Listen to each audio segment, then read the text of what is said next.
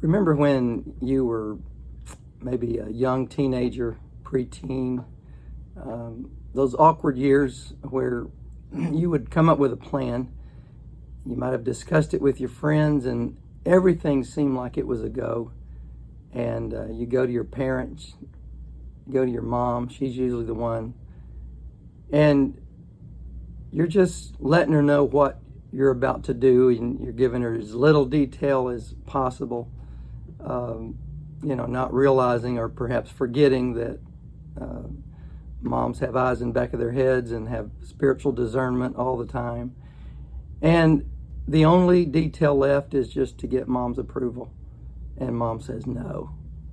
And all the expectations and hopes of that event just come crashing down, and you don't give up. Some are more prone than others to fight a little bit for it. But there is a point where you know that final answer is no, and it's not going to change. And maybe that's just God's way of getting us ready for some of the things that we go through and some of the questions that we ask God, or some of the things that we want to do. And whether it's the timing or just God's heavenly purpose, many times what we get from God is not an audible no, but we just don't get his will, or we don't get our will fitting in with his plans. And so we walk away maybe a little bit disappointed. And there is, in serving God, there is a place where we have to learn to deal with that word no. Genesis chapter 12, verse 1 through 4, it says, "Now the Lord had said to Abram, get out of your country, from your family, and from your father's house, and to a land that I will show you. And I will make you a great nation, and I will bless you, and I'll make your name great, and you shall be a blessing. And I will bless those who bless you, and I will curse him who curses you. And in you all the families of the earth shall be blessed." So Abram departed as the Lord had spoken to him, and Lot went with him. And Abram was 75 years old when he departed from Haran. He departed with a word from God. He departed because the Lord spoke to him. In Genesis 15, after these things, the word of the Lord came to Abram in a vision, saying, "Do not be afraid, Abram. I am your shield, your exceeding great reward." But Abram said, "Lord God, what will you give me, seeing I go childless, and the heir of my house is Eliezer of Damascus?" Then Abram said, "Look, you've given me no offspring. Indeed, one born in my house is my heir." And behold, the word of the Lord came to him, saying, "This one shall not be your heir." So the Lord's answer was a no. That's not the way we're going. "But one who will come from your own body shall be your heir." Then he brought him outside and said, "Look toward heaven and count the stars, if you're able to number them." And he said to him, "So shall your descendants be." It's not only am I saying, no, you're not going to go through Eliezer, your servant, but one born in your house, you are going to be the father. And if you can count those stars, that's who your descendants are going to be. He said this to Abram, an aged man with an old and barren wife, past the years of childbearing, and she had never bore a child. Yet God said it's going to be through you. And so skipping ahead to chapter 17, verse 15, then God said to Abraham, "As for Sarai, your wife, you shall not call her name Sarai, but Sarah shall be her name. And I will bless her and also give you a son by her. Then I will bless her, and you shall be a mother of nations," or she shall be a mother of nations. "Kings of peoples shall be from her." Then Abraham fell on his face and laughed and said in his heart, "Shall a child be born to a man who is 100 years old? And shall Sarah, who is 90 years old, bear a child?" He said this in his heart. He said it in his mind.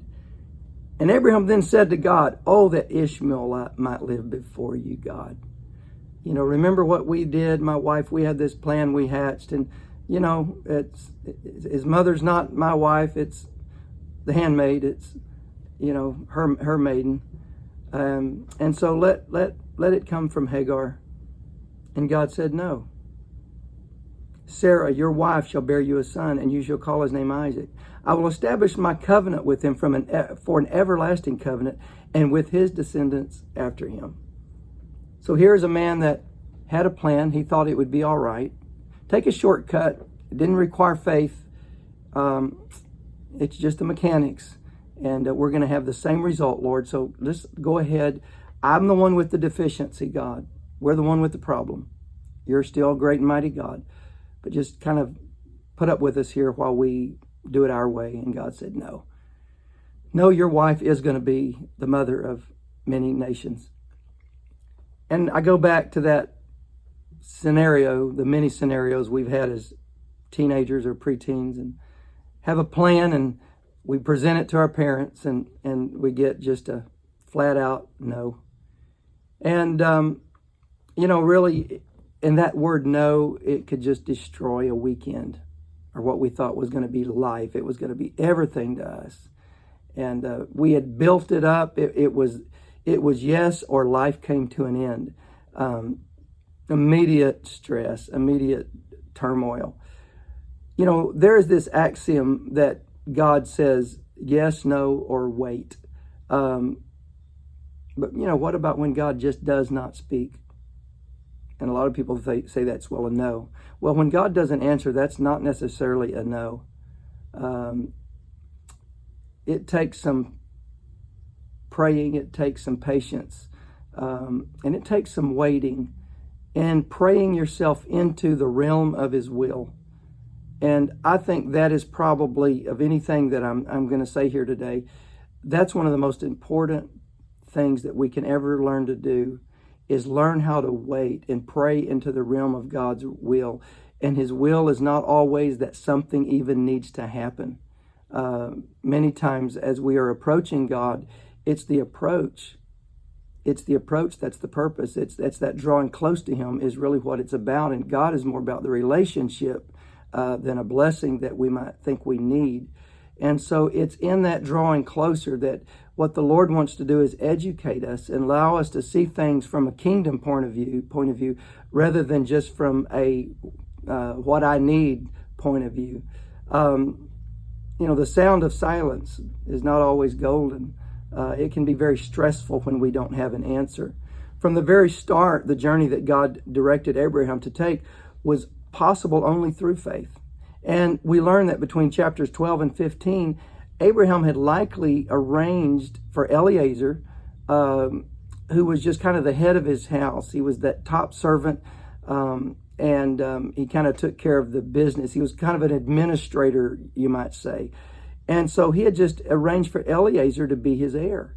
But God said, this shall not be. He didn't say he wasn't a good man and a good choice for being an administrator, but he said, that's not the way we're going to go, because God had a higher purpose, and his higher purpose is often hidden from us. And sometimes we're in the middle of that purpose before we ever realize that we are in the very center of God's will. It's human nature to, loosen the strings and try to release the pressure, and not have to wait so much, or not even have to be so spiritual. Why can't we just do these things naturally? But God knows, what we can take, and he knows that it's the process. The process is so important, and that process is changing us for good. There's processes that causes us to pray at different levels. There's processes that require us to fast. There's processes that cause us to go backwards, to go back in our past and look at some things and decisions we've made and rearrange some priorities. There's processes that cause us to go backwards and then come forward on perhaps a different path and say, all right, I've straightened some things up and now we're ready. And Ishmael is what Abraham thought would be a great idea. Lord, have you looked at him? He looks like a pretty healthy young man. I think he's got potential. But that's the option that's right in front of us. It's uncomfortable. It's not miraculous. It's not really pleasant, but it's that convenient square one. It's right there. It's like I say, you're trying to decide, what to eat, and you're passing by, Taco Bell and McDonald's, and you're wondering, is that where we're going to go again? And Abraham was just, Lord, look, he's right there. Let's just go ahead and call it a day, and let's get this thing over with. But, we all want to have God in our life. We want to feel God. We want to know God is around us. In a time like this, we truly want to know that we have God by our side. But the place where God dwells, and realize, we come to church and we feel emotional and we feel His presence. But again, I say this a lot, but you cannot equate God's presence with what you feel. God is very present in silence. He's very present in darkness. He's very present when nothing's happening, because God gives us patience to wait, or invites us into that place and that time of waiting. And God does have a waiting room for us to dwell in sometimes. But God dwells in our vast spaces of our own weakness. It's where we can't that God can. It's where we draw back. It's where we come up short that God is there. He fills in those places. And when we get to our end, when we get to the place where we can't go further, that's where God often will show up. But there has to be a daily striving towards that goal, for the prize that's before us. We have to continually strive towards perfection and reach that goal. And so 2 Corinthians 12:10, Paul said, "Therefore I take pleasure in infirmities and reproaches, in necessities, in persecutions, and in distresses for Christ's sake." He said, I take pleasure in those things. Now, those are the things I put on my list and say, let's not go there today. But Paul said, no, I take pleasure in those. For when I am weak, then am I strong in the Lord. So he said, when I can't, that's when God can. And therefore, in the Lord, I'm strong. And now we see and are reminded it's a partnership. It's where I struggle. And God will bring you back to that same neighborhood. You struggle, you'll come right back there again, and right back there again. And you're going to have to go through that neighborhood till you're able to pass through it, till you're able to say, God, now I know what I needed to drop, I know what I needed to put down, or what I needed to pick up. When I am weak, he said, when I am without the ability to do what I need to do, the strength I have is because I can trust in God. And, when I'm strong and my faith is usually real strong when something has just happened, something good. When God comes through, we go, yeah, God is great. It's easy to know God is great and God is present when the answer comes. But when I'm strong, I'm not strong in the Lord sometimes because it would cause an imbalance. But when I'm weak, then am I strong in the Lord. In other words, when I have deficits, then God dwells there. God will often balance us with counterweights to offset something that might draw us away from the path or draw us away from his purpose. And so God will give you something to hold. Here, take this, and lay something on you that's momentary. But for that season, it keeps you right in the will of God. And we can look back and we can see those times in our life when these things probably happened. Paul had a thorn in his flesh. We don't know what it was. No use speculating. The Bible doesn't say it, and it doesn't say it on purpose. Excuse me. Abraham was childless. And that was a challenge. Moses, he stuttered, and it was obviously something that he really struggled with, and said, Lord, I need help, and I'm not going to do this unless you give me somebody to speak, because I don't want to go before Pharaoh stuttering, which, if you think about it, would have been an awesome thing. A man who couldn't hardly form words, and yet when he finally got it across, Pharaoh, you better watch out, there's power in those words. But God took that plan B and made it work perfectly. And so, David, he wasn't from a popular family. And he even mentioned that, Lord, who am I that you would choose me? I'm not from a notable family, but God used the deficits that he had and the weakness and his youth to do great things through him. These all, and we could go on and name many, many more, who were carefully balanced by God in order to obtain their purpose and God's purpose. God uses our weakness to display his strength. Our deficiencies, God uses all of our deficiencies. Our deficiencies are what cause us to come back to God. And if you're new in this, if you haven't been in the church long and you're on the you feel like you're kind of on the outer edges and you're trying to feel your way through, I want you to notice something here today and remember this, is that the things about you that you're looking at saying, I don't measure up to those other people, those things that you see in you, that's where God's glory is going to be. You see the bookshelf behind me? It has a bunch of books in it. Wouldn't it be great to have a lot of room on those bookshelves and take all the books down? But if I took all the books down, the bookshelves wouldn't have their purpose. And so those shelves are there to hold books. And so in our life, God has vacancies that he carves out where we can't, where we don't have anything. And it's the spaces, just like the bookshelf. It's those spaces that God needs in our life. And it's that deficiency that you're wondering, is anybody like me? Is there anybody else out there that struggles the same way I struggle? Believe me, there's many of them that struggle the way you struggle, because that's where God fits in. That's that shelf where God is at, and it gives him the glory. Paul said, you know what? I glory in my infirmities. You know why he does? Because he said, when I'm weak, I'm strong in the Lord. Not I'm strong within my own might. Paul recognized, God, it is not me, it is you. David was from that common family, and the king wanted to kill him. But look at all that David did, and all of these, like Jacob and Paul and Abraham and Moses, they all had their deficiencies, but God used those deficiencies to be a great and a glorious God. And it's really those of us that look at God in the morning and say, Lord, I don't know why you picked me. Why me? But that's what God uses, is that attitude that says, I'm just lowly, Lord, I don't have anything to offer you. And God fits into that. And that's where his glory is at. Our God-ordained imbalances draw on the abundant resources of God's grace. We think we don't have balance. We may feel like we're way off. But those are the things where God blesses us. The Old Testament in Judges talks about Jephthah, and he was an outcast, a stepbrother to all of his many other brothers, and he wanted acceptance way too much. He was too hungry for acceptance, and whenever they came to Jephthah and his band of men there that were quite powerful, they said, hey, come and help us win this battle. And he said, if you'll let me be your captain, I will.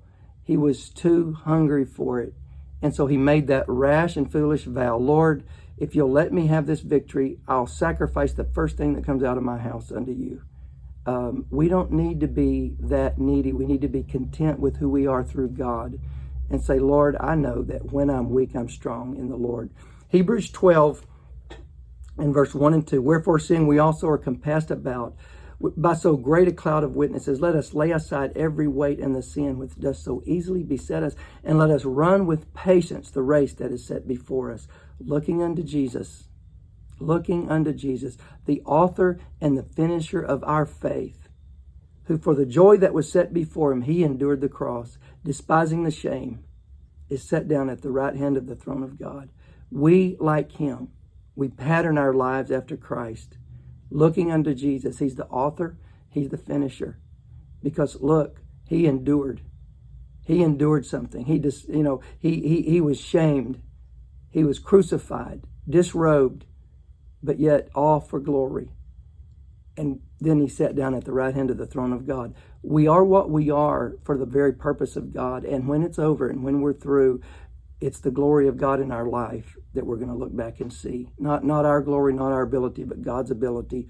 Paul said, for I am the least of all the apostles, who am not worthy to be called an apostle, because I persecuted the church of God. But by the grace of God, I am what I am. And his grace toward me was not in vain. I labored more abundantly than they all. Yet not I, but the grace of God that was in me. Therefore, whether it was I or they, so we preach, and so you believe. We can do all things through Christ, because he's the one that strengthens us today, because he dwells in those vast spaces of our weakness and inability.